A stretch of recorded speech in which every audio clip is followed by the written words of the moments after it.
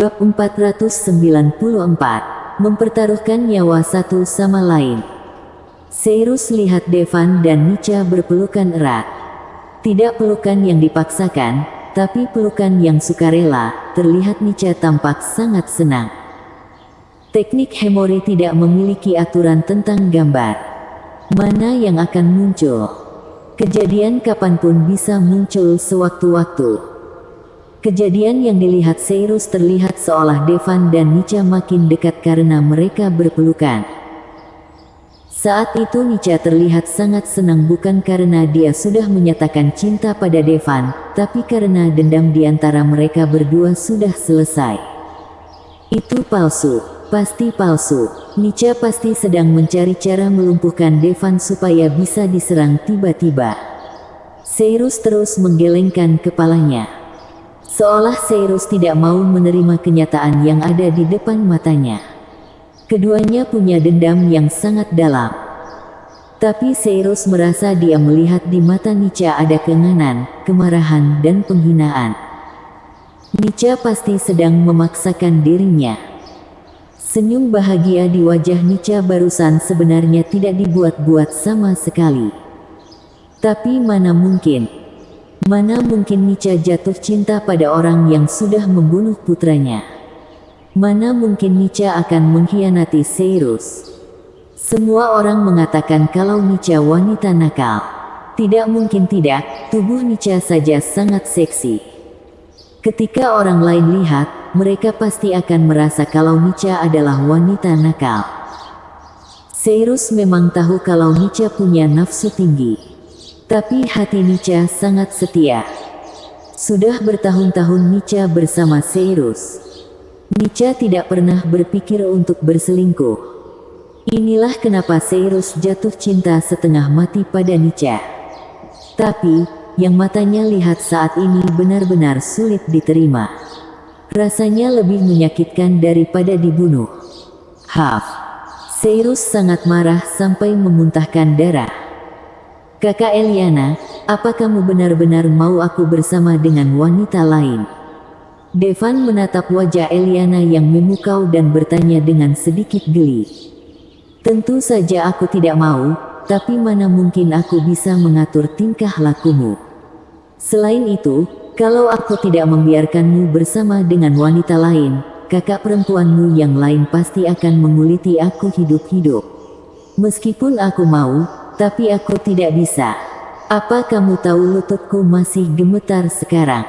Wajah cantik Eliana tampak malu-malu. Jelas sekali, sesudah Devan menjadi kirin, kemampuannya di area itu akan meningkat pesat. Bahkan ketua Nixiabat sampai kewalahan. Oke, aku masih ada urusan. Temui kedua pacarmu. Ingat, kamu bisa mendapatkan wanita yang kamu inginkan karena tidak ada yang bisa menandingimu. Eliana menyipitkan mata indahnya. Devan mengangguk, mencium Eliana lalu meninggalkan kamarnya. Devan tidak segera menggunakan formasi teleportasi. Karena dia masih harus membawa Nica dan Galvina keluar dengan dia. Setelah keluar, Deva sadar dia ada di sebuah rumah besar. Sesudah keluar dari rumah besar ini, ada tekanan dan panas yang menerpa wajahnya. Sesudah Devan pergi, suara wanita terdengar dari arah pintu kamar Eliana. Ketua, sudah waktunya kamu kembali. Pangeran Imperium Kaljaka sudah lama menunggumu. Aku tahu, ekspresi kesal muncul di mata indah Eliana. Dia berjalan ke tempat tidur dan mulai merapikan kasurnya. Biasanya, Eliana akan menyuruh pelayannya membereskan tempat tidurnya. Tapi kali ini berbeda. Dia tidak ingin orang lain tahu apa yang baru saja terjadi.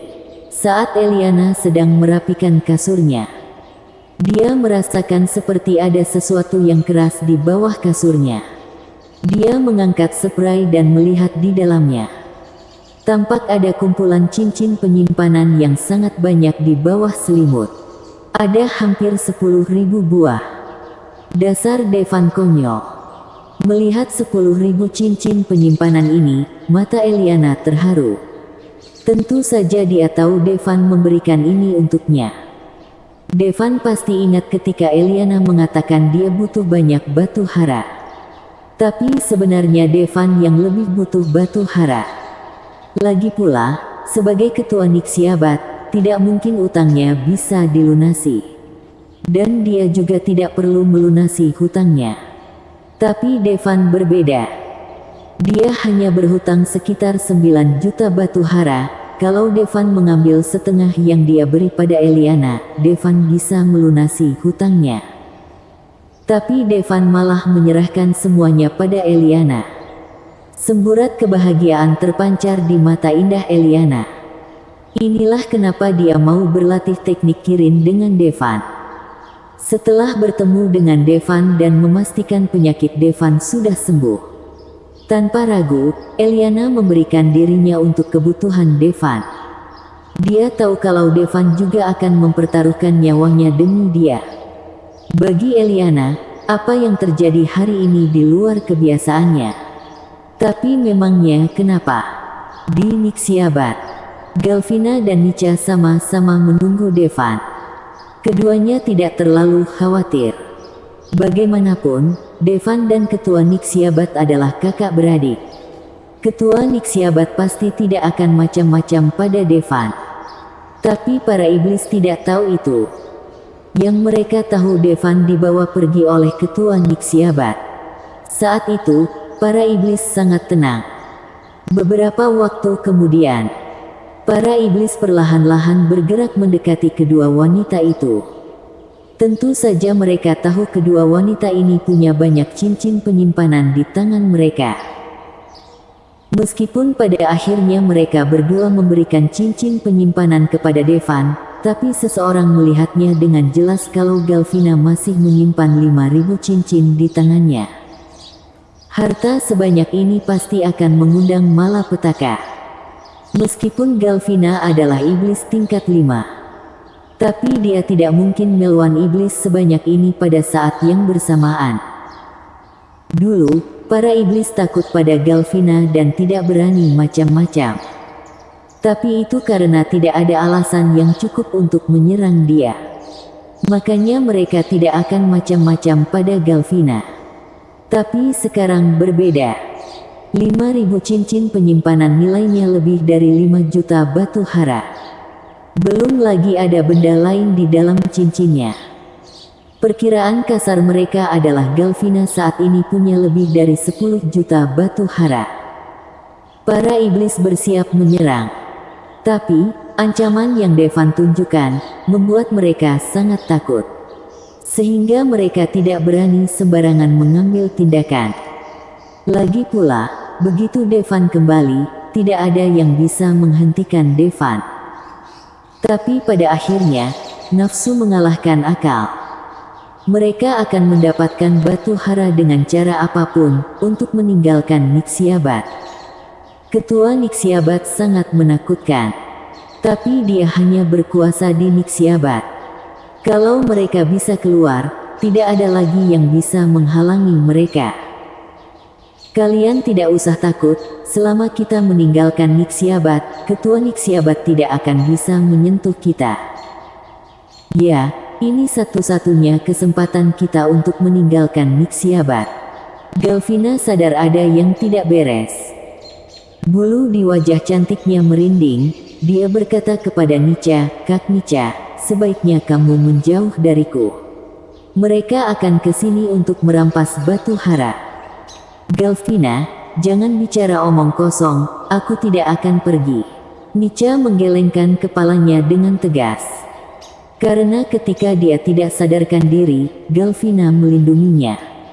Maka dari itu saat ini Nica tidak akan meninggalkan Galvina. Apalagi iblis sudah mengepung mereka berdua, tidak akan mudah kalau Nica ingin pergi. "Kalian mau apa?" teriak Galvina dingin. "Galvina, keinginan kita sederhana.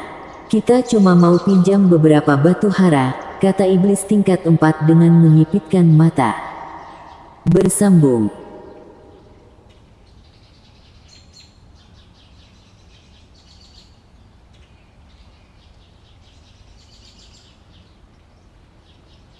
Bab 495. Ultimatum. Jangan harap, pastinya Galvina tidak akan mau. Tentu saja tindakan paling logis bagi Galvina sekarang adalah menyerahkan semua cincin penyimpanannya. Dengan begini, iblis tidak akan macam-macam sesudah dapat apa yang mereka inginkan. Tapi mana mungkin Galvina mau menyerahkannya? Karena ini satu-satunya kesempatan Galvina bisa meninggalkan Nixiabat. Kalau itu maumu, ayo kita serang Galvina.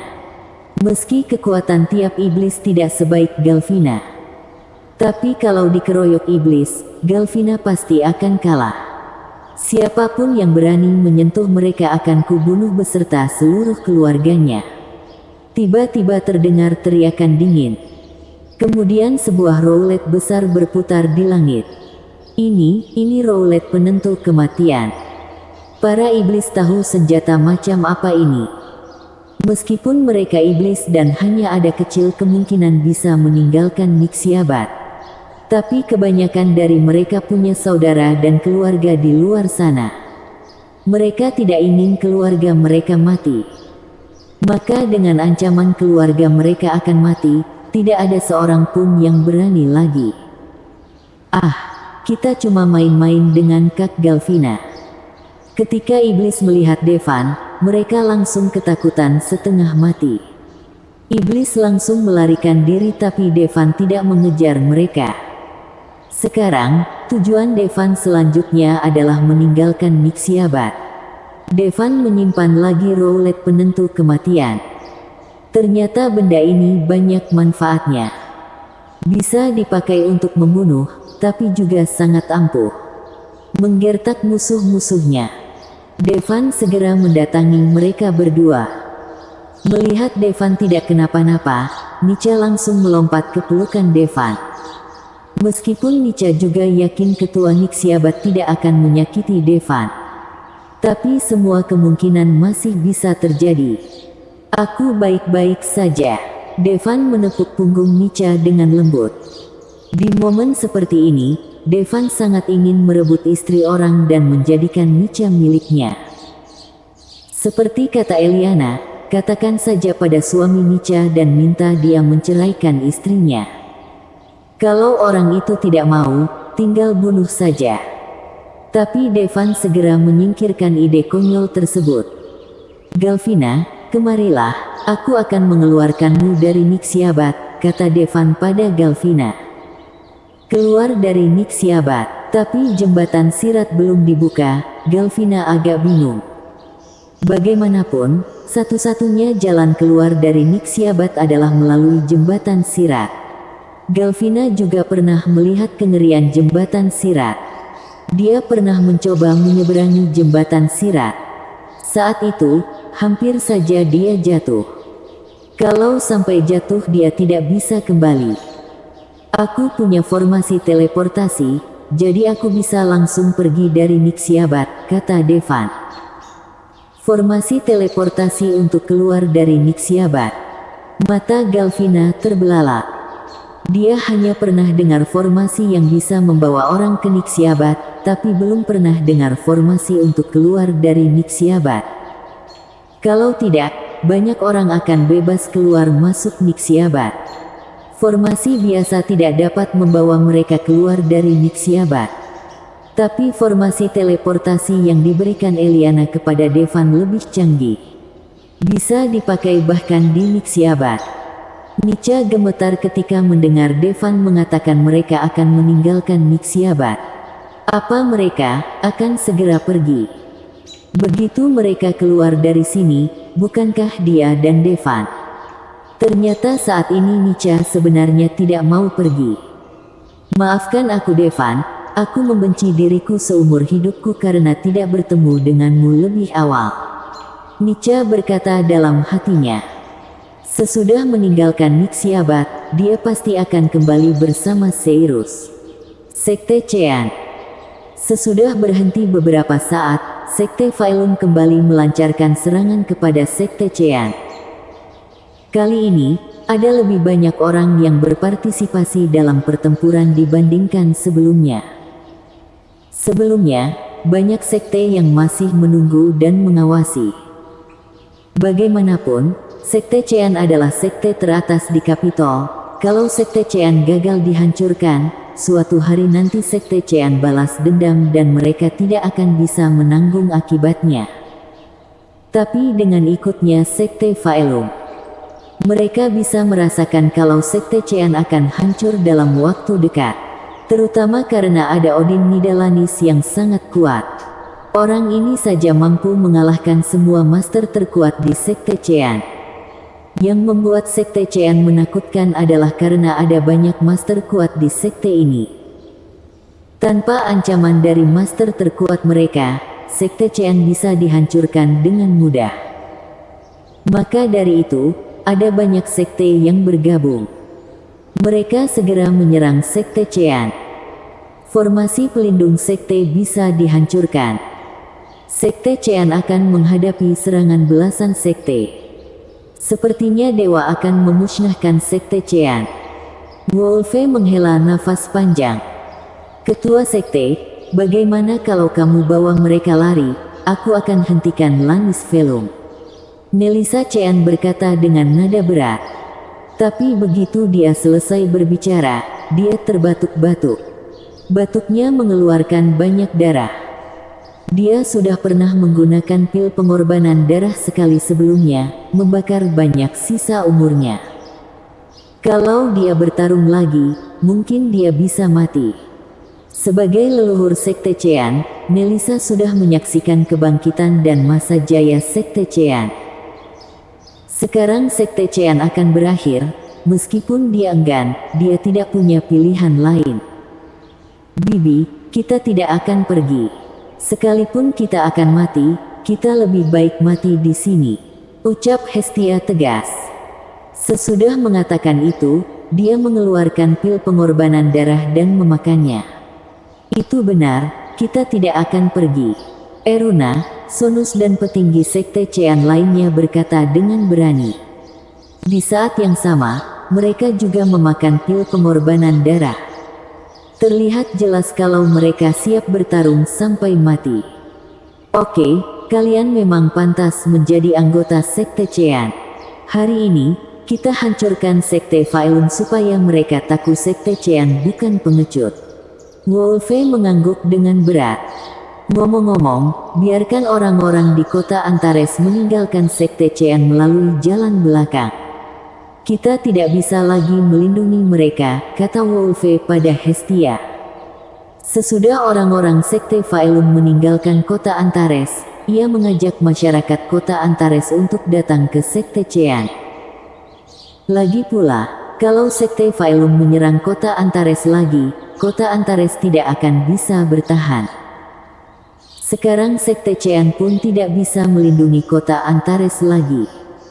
Ketua sekte, meskipun kita lemah, kita siap mati bersama sekte Chean. Tiba-tiba Keita datang bersama sekelompok petinggi kota Antares dan berkata dengan suara lantang. Oke, kalau begitu kalian akan bertanggung jawab merawat pasukan yang terluka. Wolfe mengangguk. Meski masyarakat kota Antares sangat lemah, tapi keberanian mereka berdiri dan bertarung bersama sekte Chean patut diapresiasi. Ya, ketua sekte, Keita mengangguk. Dia tidak akan diminta menghadapi musuh secara langsung. Lagi pula, dengan kekuatan kota Antares, bahkan sekte terlemah pun bisa mengalahkan mereka. Akhirnya Nelisa memimpin para petinggi sekte Chean untuk menemui musuh. Haha, Nelisa, kupikir kamu takut keluar. Lannis tertawa. Dia bisa lihat kalau kekuatan Nelisa sudah sangat tipis. Gara-gara pakai pil pengorbanan darah, meski wajahnya tidak ada kerutan sama sekali, tapi terlihat tak bercahaya. Layu dan seakan hampir mati. Nelisa, aku akan memberimu satu kesempatan untuk menyerah padaku, lalu jadi rekanku untuk menyatukan Capitol. Bahkan saat ini Lannis masih tidak ingin membunuh Nelisa. Lannis ingin Nelisa tunduk padanya. Bersambung.